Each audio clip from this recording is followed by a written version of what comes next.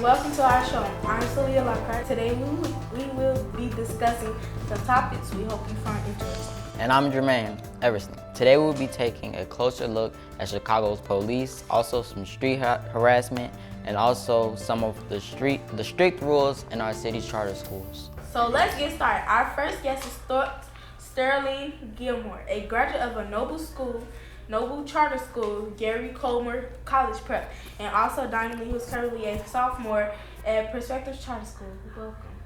Sterling, why do you think charter schools are so strict with the rules and regulations for students?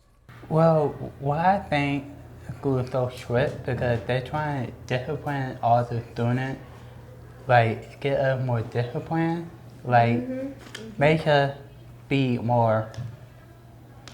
It make us stay out of trouble. They like make sure we how to be more professional people outside the world. All right, so Diamond, why do you think charter schools are so strict? I think it, like what Sterling said, it's about the discipline. They're trying to get you to go out there for the real world. Like, if you go to a job and you have a bad attitude and you have no discipline whatsoever, you're just going to get fired. That's that, and you don't make any money, so you work all hard for no reason. Sterling, do you think strict rules raise their students' academic performance? Yes. What that you being disrespectful to your parents, and you disrespectful your teacher, your peers, and you disrespect yourself, but you know how to respect yourself. You just need to learn how to handle yourself, how to control yourself. You don't know how to do that, we don't know how to help you. Diamond, how about you? Does it raise academic performance? It depends on how strict the rules are, because if it's like extremely strict, they're not gonna like want to do anything. They're gonna just try to rebel against it. So it depends on how strict and why they're strict. Like, A lot of charter schools fine students for breaking rules. What do you both think of this? I don't like it because you can discipline and punish someone, yeah, but finding them for that, it's like it's like you're money hungry. Like, that school must be money hungry because you can't, like, everybody makes mistakes, so you're bound to make some mistakes down the road. And for you to actually pay instead of like figuratively pay, you actually pay money out of your pockets. Not a lot of people have money to pay when you do get in trouble. So if you're finding someone that doesn't have a lot of money, that's just taking out of their pockets. They're not going to go to your school, basically. Well, for me, Diamond, I kind of a little bit disagree with you because, like, if you get a demerit for, how can I say it, a foolish thing or a selfish thing, that is on your hand because you spend all your money on detention because that is your fault because you're not supposed to get too demerit for talking back to a teacher. You should keep your mouth shut and leave it alone. What do you both think are the pros and cons of school uniforms? Well, I think the pros of it is like you get into a professional mindset of how to dress, and you're gonna have to do this when you're older. To get a job, you have to dress professional and you have to wear certain things. Now, the cons are, like, some schools make you pay, like, to get the uniform. Like, you can't just buy it at a regular store. You have to pay at the school, and sometimes they cost too much, and like that could be a bad thing. But other than that, I think it's a good thing to wear a uniform. Thank you, Sterling and Diamond, for talking with us. There is sure a lot to talk about with charter schools.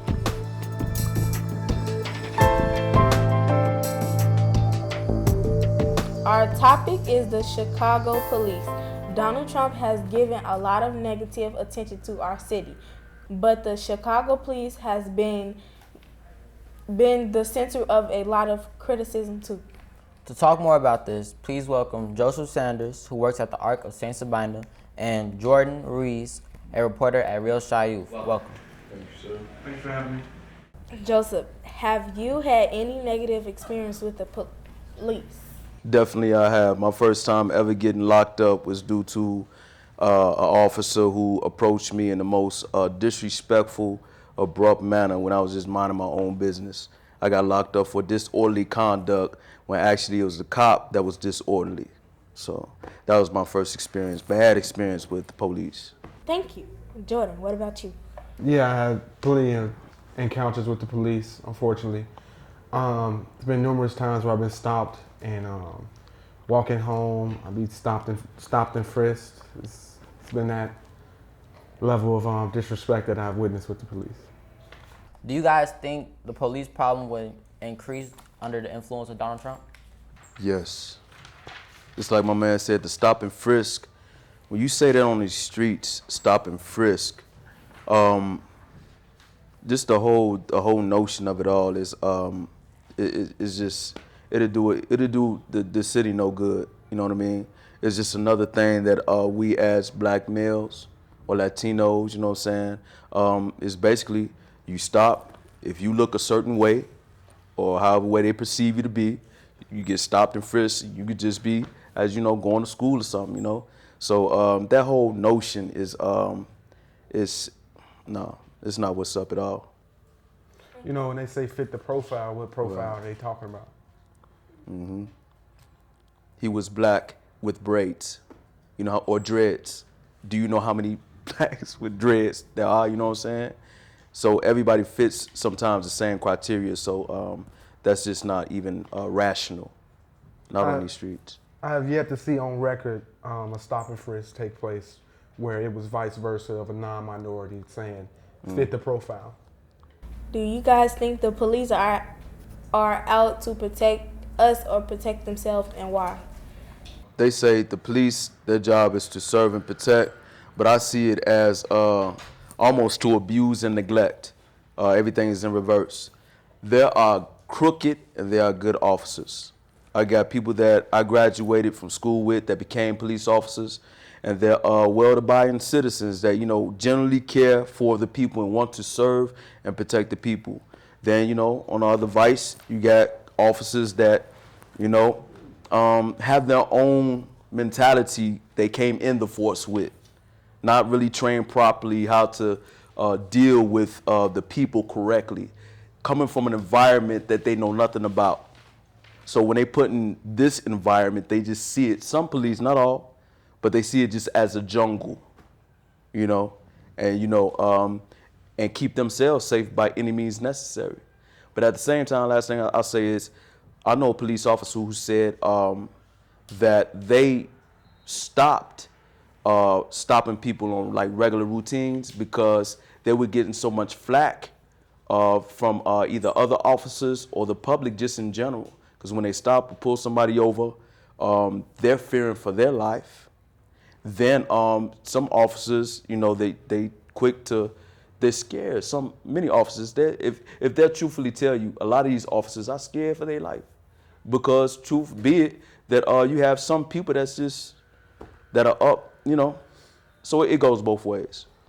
I absolutely agree with that. I feel like it's being stigmatized on both ends, whether it be, I don't like this group of officers because one officer, I don't like this group of people because of one person.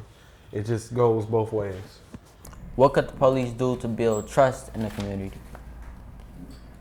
Walk the beat. I said, man, it should be, and not that it's about race, but I'm just saying, like, if it's two officers in the car, I think one should be of the community, or not even of the community, one black, one white. I'm just saying, just to balance things out. Although I've experienced, you know, stuff with black officers just as, you know, well as white officers. But, and sensitivity training is so imperative. When you see officers like when they at the gun range or they you know, practicing guns, shooting and whatever, it's always from like the waist up. Why is it like that? You know what I'm saying? It has to be, you know, just training, proper training on how to deal with situations. I would also agree with that. I'll also add since there really is a group of bad cops and a group of good ones, why not have a workshop within the community showing what bad cops shouldn't do and be more hands-on to approach that? And it needs somebody to be policing the police. Yeah. Who watches The police need to be policed. Who watches the men that watch men? You know, I had a joke real quick that I was rolling behind a squad car, a police car, right? Police car was running red lights. He was running stop signs, and I'm right behind him, running right with him. I was behind the cop car. And so the cop car, he came, like he went to the side, and I moved around. And so he was behind me. He put on his lights, and he come to the car. He said, "Sir, pull over." He say, "Sir, why are you running all these lights and stuff?" I say, "Sir, I was just following the law." No, that's a joke. But I'm saying that to say, like, you know, some police, they just say anything goes, you know what I'm saying? But it has to be somebody that polices the police. Or anything goes, as we'll see, as we have seen, Laquan, Trayvon Martin, you know what I mean? Anything goes. Thanks, Joseph and Jordan. Clearly, this is a huge issue in our city.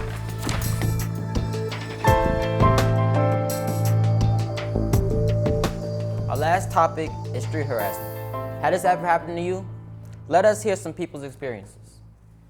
Please welcome Keon Williams, a high school student at Maria, and Mac, who works here at the Arc of St. Sabina.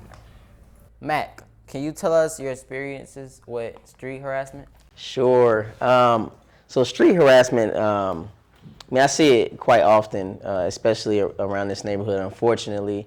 And going to school, you know, riding public transportation, whether it's the bus or the train, you know, I see a lot of young ladies get harassed most of the time, where they're not doing anything, maybe reading a book on a train, and you know, just some random guy, a stranger, will come up to them and kind of harass them, and they'll try to shoo them off, and you know, they'll constantly try to get their number, talk to them, and then even when the guy gets rejected, they'll still like harass them verbally and in a very disrespectful manner publicly, so that everyone can see it.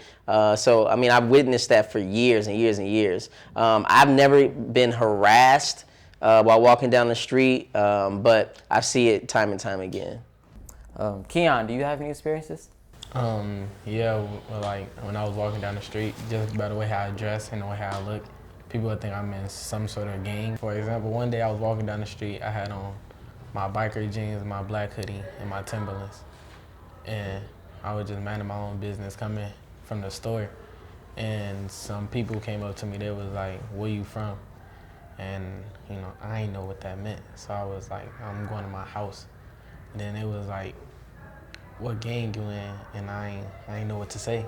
And then they tried to chase me home, but yeah, I'm too fast. How did you both react? How did you get out of that situation? Well, the only way I could react to the situations that I've seen was just, I guess, kind of in sorrow for the young lady that was being harassed.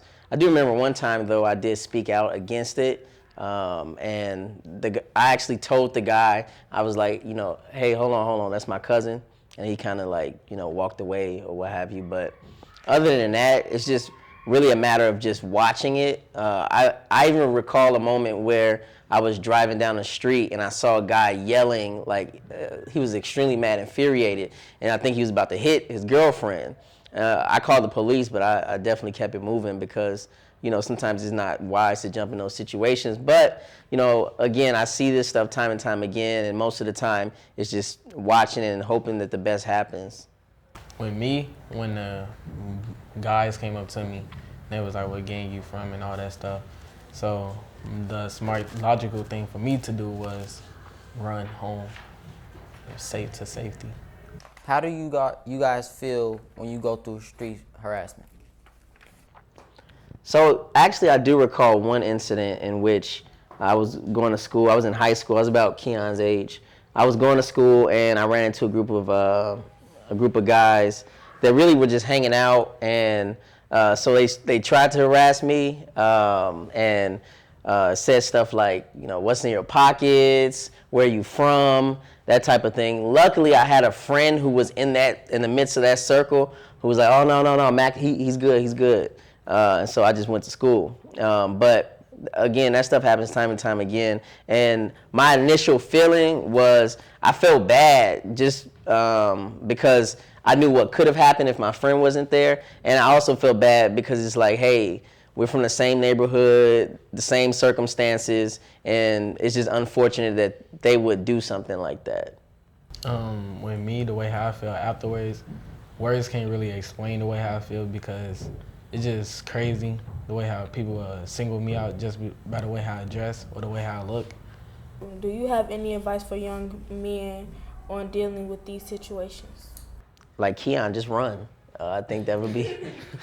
No, I mean, it's really difficult to give a solution to that because anywhere you go, you'll run into people who really, don't mind harassing or, trying to rob somebody or trying to, jump somebody or beat them up or, take something out of their pockets. So it's hard to really give a solution to that because, it's much larger than just, trying to give someone advice for it. It really has a lot to do with the community, the neighborhood, poverty, crime.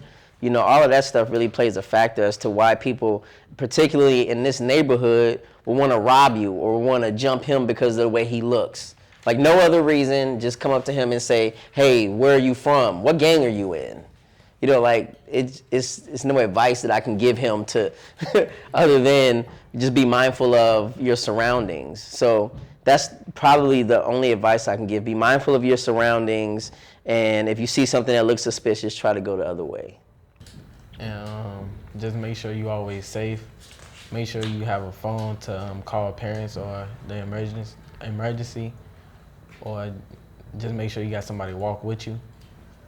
And make sure where you at too. Thank you, Keon and Mac, for sharing your stories. I hope this conversation may help a lot of young men. We'd like to thank all of our guests for joining us today. We hope you heard something interesting today. Signing off, I'm Celia Lockhart. And I'm Jermaine Everston.